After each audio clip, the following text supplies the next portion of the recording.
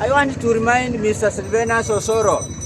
Kama huyu president alileta mpaka LGBTQ mkangusa, ya nini hii msianguse? Shame on you, Mr. Osoro. Because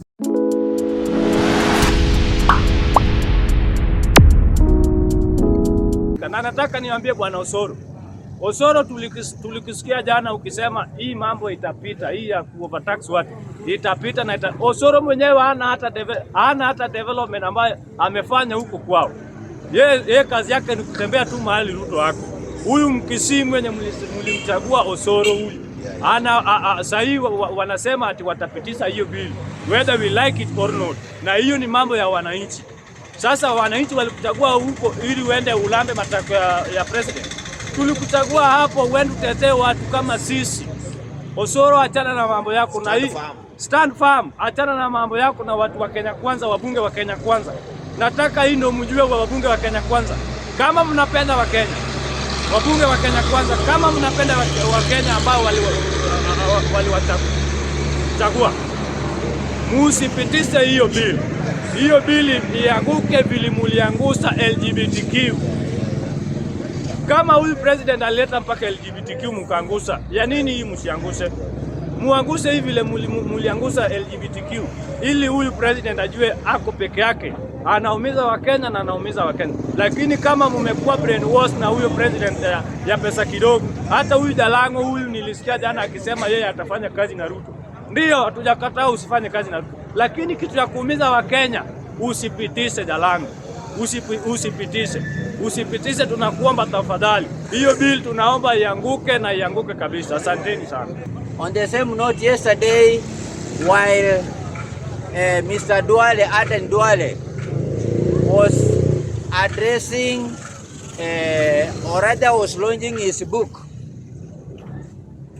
The book entitled what? For the Record. You remember that book? Yes. One Saudi Mugirango member of parliament, I'm talking about a young man of my age by the name Sylvanus Osoro.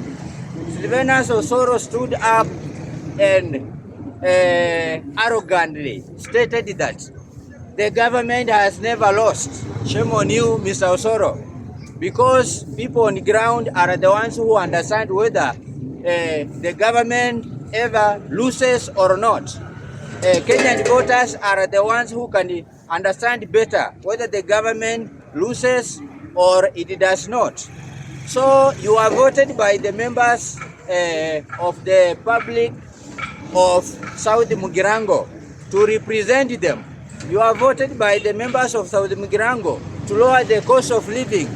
But it is quite unfortunate that you, Mr. Sylvanus Osoro, who is also the chief whip, the majority chief whip in the National Assembly, it is quite unfortunate that people of Saudi Mugirango voted Sylvanus Osoro to go in the House and represent their interests.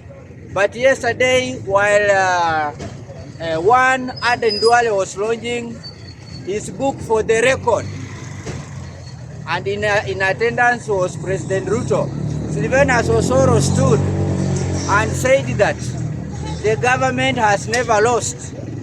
And he also reinstated that for that reason, the finance bill 2023 must pass.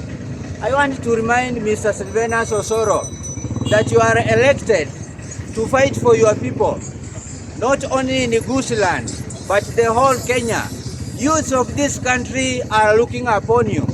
It is quite unfortunate that you can stand and just stampingly tell the people on television that the bill is going to sail through. Shame on you, because as youth we expect the livelihoods of the citizens of Kenya to improve, and young people like you are the ones that we are actually looking upon. Okay, let me not waste even a minute.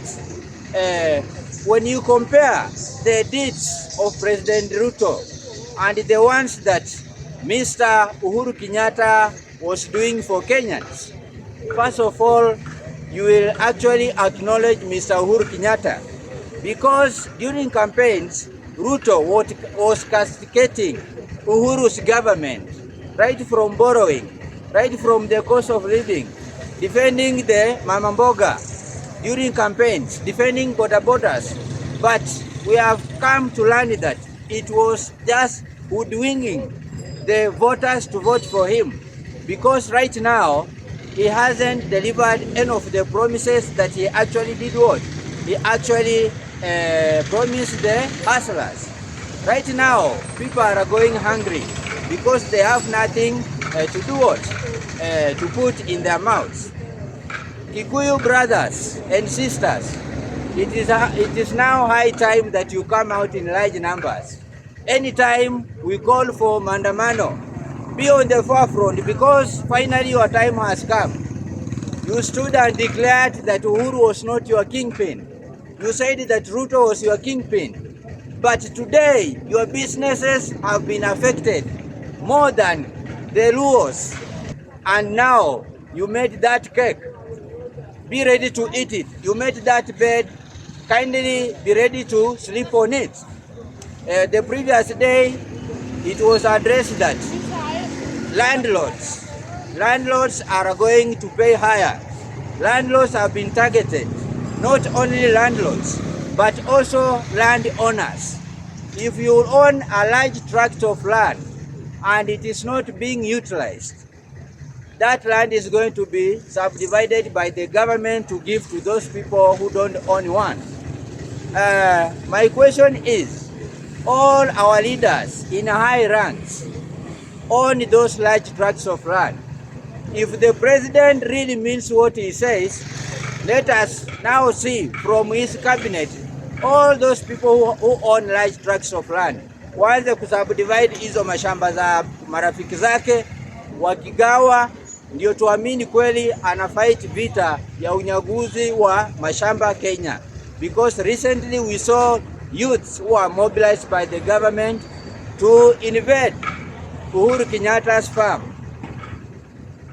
And that is the beginning of what I'm trying to say. That is now claiming that all landowners, kama umenunua shamba yako na hautumii, umesema utatumia muda fulani ukifika, wamepanga kusubdivide that piece of land na wagawie watu. So we must fight that. If someone acquired this piece of land rightfully, without ways of corruption, I don't think there is anywhere in our constitution whereby one is supposed to be snatched that piece of land from himself, kama alipata hiyo land kwa njia inayofaa. And finally, on Shakahola, it is actually stressing us when we learn that bodies are still being exhumed. It is actually disheartening that yesterday 29 bodies were exhumed. Serikali ilikuwa wapi?